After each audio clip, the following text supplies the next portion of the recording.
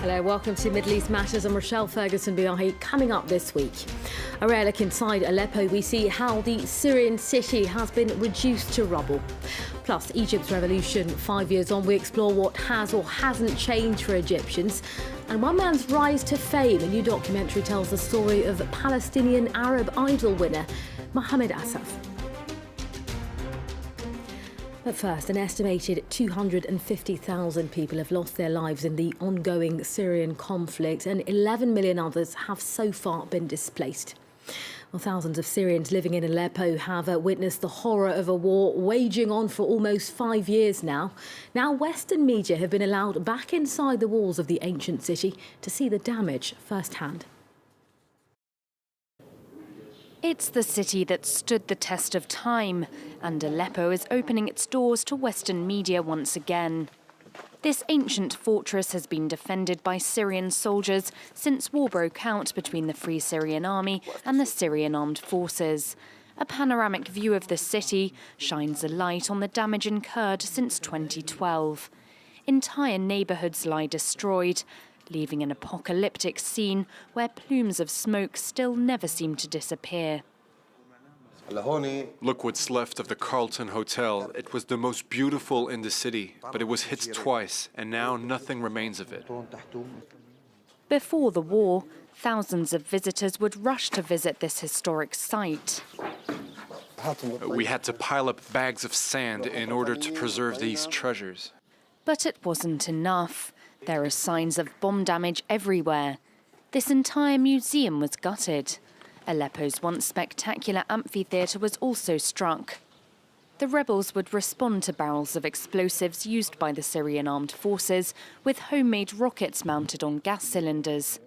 They've been dubbed hell cannons by locals. This one lies unexploded. The fortress holds a strategic position from which the entire city can be observed. If the rebels ever make it up here, we'll lose the city. But it's not for lack of trying. The rebels waged a lengthy battle at the foot of the fortress. Every building in the vicinity was destroyed, including this mosque, which lost its dome. This used to be the site of the famous Al-Madinah souk, one of the largest covered markets in the world. It was a major trade centre in the Middle East. It now lies deserted. A deathly silence fills the winding corridors. Every now and then, gunshots ring out. But just 200 metres away, the silence is broken by the sound of children out on the streets again. A rocket struck this spot just days ago. It fell over there. Several children were injured by the shrapnel. Of course I'm worried about my kids. You know, they have lots of energy to use up, and they need to be out and about, not stuck inside. Many residents have been forced to seek shelter in other neighbourhoods. The power's been out for 8 months. This former salesman is living in a hotel room with his wife and 3 children, without heating and without water. They survive on humanitarian aid and receive a box like this every 2 months. It's filled with the bare minimum: grains, beans and sugar. Sometimes my kids ask me if I can buy them something, but I just can't afford it. Being in this position is horrible. Sometimes I'd rather be dead. No more work and no money to escape the terror that surrounds them. Thousands of families like this are stuck in Aleppo, caught in limbo in a seemingly never-ending conflict. Well, next, it's been 5 years since Egypt's Arab Spring uprising, which saw the ousting of longtime autocrat leader Hosni Mubarak. But since then, what exactly has changed for the Egyptian people?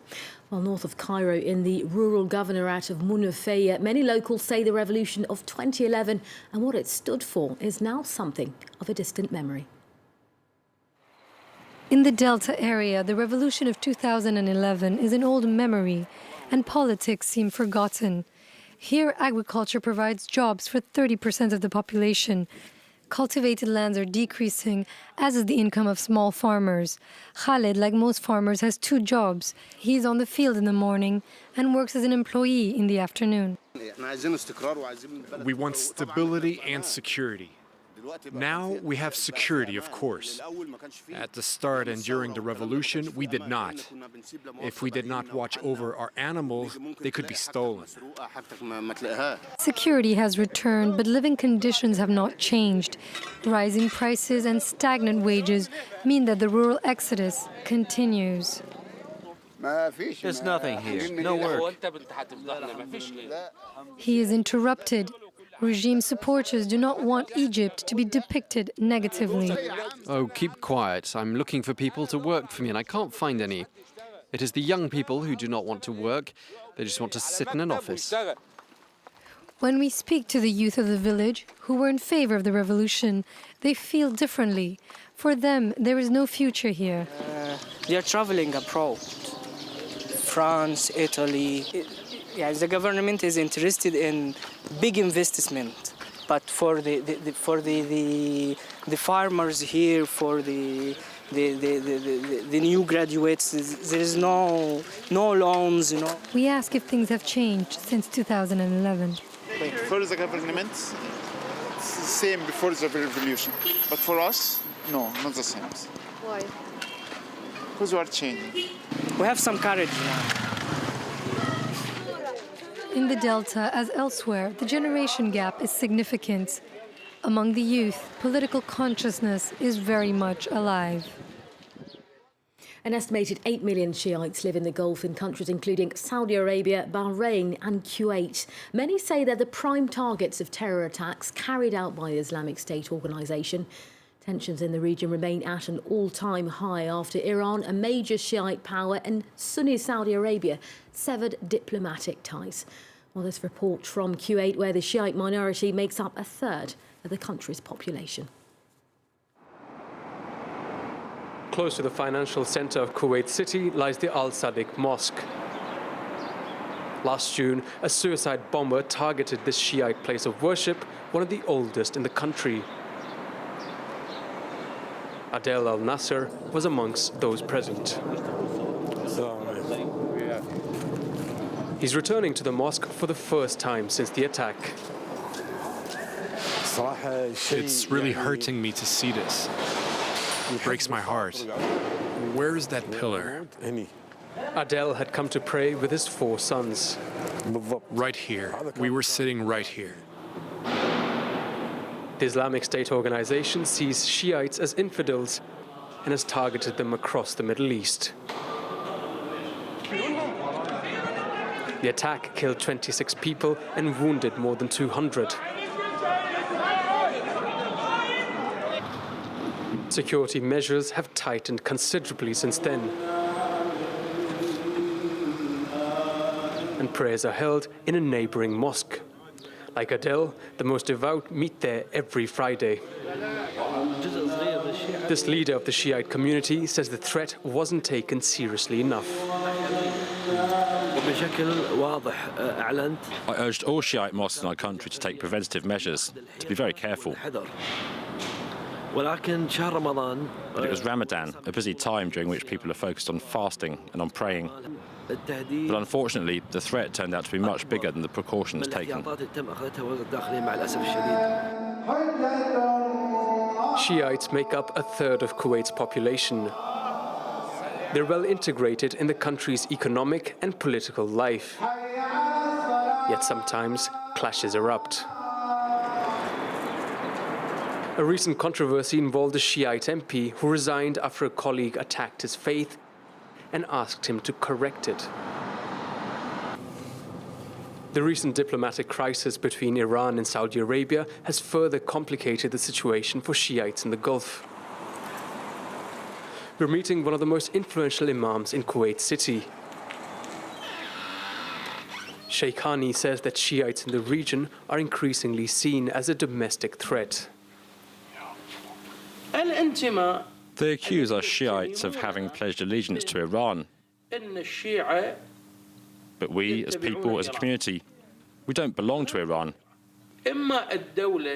Yes, the religious authorities have studied in schools and centres there. And yes, the Shia follow their authority. But this has nothing to do with Iranian political authority.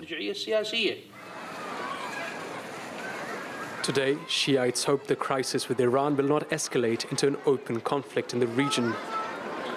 Memories of past discrimination and sectarian violence during the Iran-Iraq war back in the 80s are still fresh.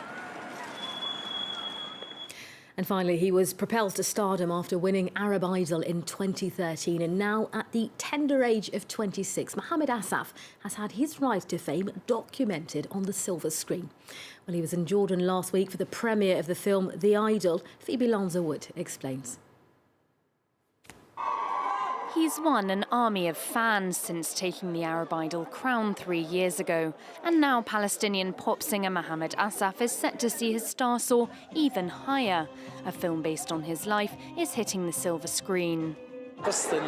My story provides motivation for hope, motivation for Arab youth to follow their dreams, especially the Palestinian youth who are living in difficult conditions under occupation. The Idol retraces Assaf's steps from his humble beginnings in a Gaza refugee camp to his win on the popular singing contest. The film was great. It addressed the life story of Mohammed Assaf and how he pursued his dreams despite the difficulties in his life. Nothing came in the way of his goals. Before entering Arab Idol, Assaf had only ever performed at weddings. At the age of 22, he travelled from the Gaza Strip to Egypt to audition for the show and won a place in the competition. The young singer amassed a cult following. His eventual victory was a proud moment for his fans back home.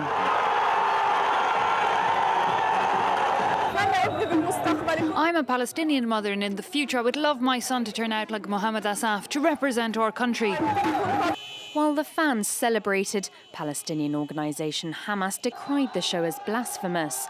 But Assaf has still succeeded where many politicians have failed, in uniting the Palestinian territories. Mohammed Assaf's victory gave great hope to all Palestinians. In light of the political situation in the region, it's the only success of recent times. Assaf is truly a voice for Palestine. We're people who love life and we want to live in peace. The pop star has since been named a UN Goodwill Ambassador, as well as Ambassador of Culture and the Arts by the Palestinian government. His mission to inspire hope in a young generation of Arabs is well underway. Well, that's where we leave this edition of Middle East Matters. Thanks for watching. See you again next week.